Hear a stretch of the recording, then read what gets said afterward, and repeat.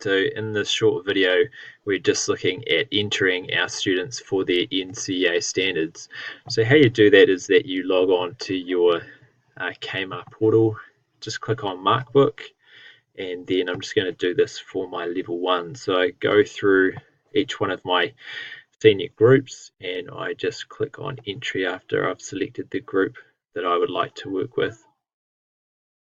What I'm going to do now is ensure that it is entered on Kmart, and then I just go through that green arrow there and just click on the next one. So this is the key beliefs. This one here is the scripture for level 1. Just clicking on the Kmart entered rather than the published result. And finally for level 1, looking at the Reformation standard, which will enter students for, but at a later date remove some of them because it will be optional.